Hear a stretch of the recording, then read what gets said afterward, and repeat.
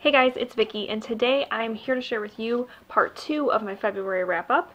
I split my February wrap-up into 2 videos because I read 5 books in the first part of the month, so I went ahead and did a wrap-up for those, and now I have 3 more books to talk about here and also a DNF, so let's go ahead and get into it. So first up, I might as well get the DNF out of the way. I forgot to mention it in my first wrap-up. I DNF'd this in the beginning of the month though.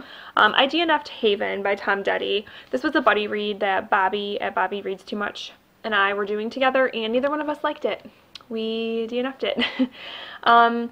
I think my biggest issue with this was that it didn't bring anything new to the table in terms of the genre. I know it pulled a lot from Stephen King's It and from Dan Simmons' Summer of Night, 2 books that I absolutely adore, but it felt too much like those books. It didn't bring anything new to that kind of story, and I just wasn't a huge fan of the writing style also at times. Like, there was a couple chapters where, like, at the end of the chapter, he, like, wrote these really, like, cryptic sentences that to me were kind of corny. Like, for example, at the end of a chapter, he said, like, "Oh, I thought this was going to be the best summer ever." And then it was like, "I couldn't have been more wrong." Like, it was just kind of like, okay. And then also the monster in here. I don't want to say what the monster was or anything because I don't want to spoil it for people that do want to read this, but the monster was not the kind of monster that I am typically afraid of at all. In fact, I find those kinds of monsters to be kind of silly. So, yeah. This one just wasn't doing it, and for it being a 500-page book, I just didn't feel like dedicating the time to finishing it. I did read 200 pages of this and decided that it just wasn't for me. So yes, DNF'd this one. So the next book that I read in February was Maid, Hard Work, Low Pay, and a Mother's Will to Survive by Stephanie Land. This was my book of the month pick for January, and it's a memoir written by Stephanie Land about her time working as a maid for a cleaning service while she was a single parent and was on government assistance, and just basically her struggle.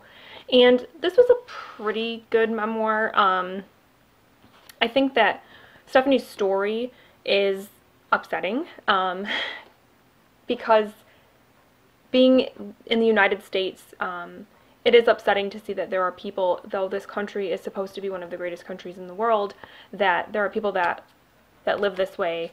Tons of people that live like Stephanie lived with, you know, a young child also, and just the kind of hardships that she had. It's just upsetting, heartbreaking.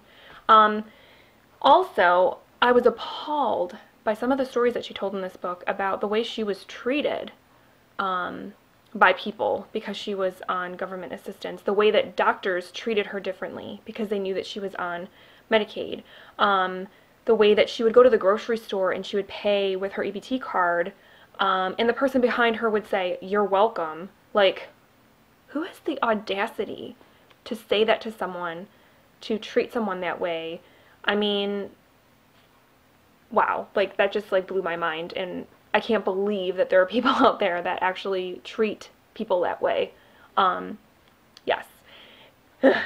Also, I did find Stephanie's story, again, to be upsetting because it seemed like there are times throughout where she's talking about how the system is set up in a way that it is really hard to better yourself, because even if you start to better yourself just a little bit, like you make a pinch more a month in terms of income, then you lose all of your assistance, you lose your health care, everything.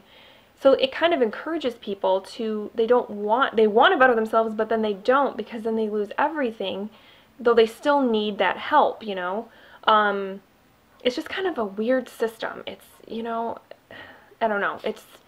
It's confusing, and it is upsetting that it is in many ways, maybe not intentionally, but it is in ways designed to keep the poor poor. Overall, I thought that this was, like I said, an okay memoir. I guess my biggest thing with it was that I felt a little bit distanced from Stephanie. Her writing was good, but I just didn't feel a super deep connection to her, and I felt like there were parts in her story here that she kind of passed over. Like, for example, there's a part where she talks about how she needed help with something, and she mentions, "Oh, so and-so, this guy I've been dating for a while, helped me out." And it was like the first time that she mentioned the guy in the book, and you're like, wait, what? You were dating somebody? Like that kind of stuff. You kind of felt like she skipped over some stuff. And like I said, the writing wasn't bad. I just felt distanced from her. I did enjoy that she included some kind of anecdotal type stories about the different clients that she had, and the things that she kind of picked up on about, I guess, about humanity, from the people that she cleaned, you know, their house. Even though a lot of these people she didn't actually ever meet in person, she felt like she knew them, because she kind of knew them on this rare kind of intimate level, you know, like scrubbing their toilets and, you know, all that kind of stuff, that she, you know, she kind of did have this rare understanding of them, even though she didn't actually know them personally. So I did like that part of the book.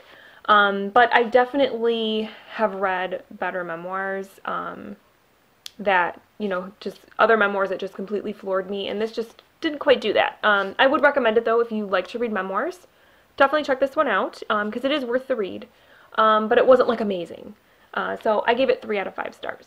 Next up, I finished an audiobook, and that was Horns by Joe Hill. So now I have officially only one other Joe Hill book I have not read, and that's his newest release, which isn't actually that new, but it's called Strange Weather. So yes, I've read all of Joe Hill's books except that one. And this one, like I said, I listened to it on audio, and I liked it. It's about a guy named Ig who wakes up one day, and he has these horns on his head, and they have, I guess you could say, magical properties that make for a very dark, humorous, unique story. That's probably my favorite thing about this book, is that it's so unique and kind of could fit into different genres, because there's not a whole lot of horror to this, other than, I guess, the horns. But there are thriller elements. There's definitely a romance. I think at its core, it's a love story and a kind of a revenge story. But mostly, I think, yeah, it's like a thriller, like a supernatural thriller. I liked it. I thought, like I said, it was unique. I liked that it had that dark humor, because there's definitely some funny moments, and I don't want to say what they are or why, because I don't know, it might spoil things, even though you learn some of this information pretty early in the book. I still don't want to spoil it for anyone, but it made for some funny scenes that definitely had you, like, you know, like kind of chuckling and like, oh man. And yeah, it had a darkness to it, but then it had that kind of love story to it. So it was kind of a lot of things, but it worked. Definitely unique. And so yeah, I would say if you are a fan of Joe Hill and you maybe haven't read that one yet, definitely check that one out. It's worth the read. It's good. The audiobook was also really good, and I gave it 4 out of 5 stars. And then I finished out the month of February with a bit of a disappointment, guys, and it kind of pains me to do this, but I read Anne of Windy Poplars by Ellen Montgomery, which is the 4th book in Anne of Green Gables series, and I didn't like it. Didn't like it. Where do I begin? First of all, I had to force myself to read 20 pages a day of this book. It took me a long time to read because I had to force myself to read 20 pages a day. I think my biggest issue with this was that book 3 ended in such a way that I was expecting a completely different story out of book 4. And I don't want to say what that is because I don't want to spoil. And this just wasn't that at all. This felt like complete filler to me. It felt like it had nothing to do with the story. Like, I feel like in future rereads, I will just completely skip this book and I will not miss anything. Yeah, this was disappointing. I didn't really care for also, it's kind of, the narrative is split up into 2 kind of ways. There's the actual, like, 3rd-person narrative, and then there are these letters that Anne is writing to someone, I will say. And I wasn't a huge fan of that either, and I don't know why. I don't know. I just didn't care for that. I kind of want the narrative to be just the way it's always been, I guess. I don't know. This book has a ton of new characters introduced who you're kind of introduced to like in a little chapter or two, and then you never hear from them again. So it felt kind of broken. I just didn't like it. Now, that doesn't mean that I'm not going to read the rest of the series, because I have been told that this one is probably the worst of the 8. I knew that going in, so I am hoping that the next book is going to pick up where I wanted this one to go. That's the book I was looking for here, is what I'm hoping.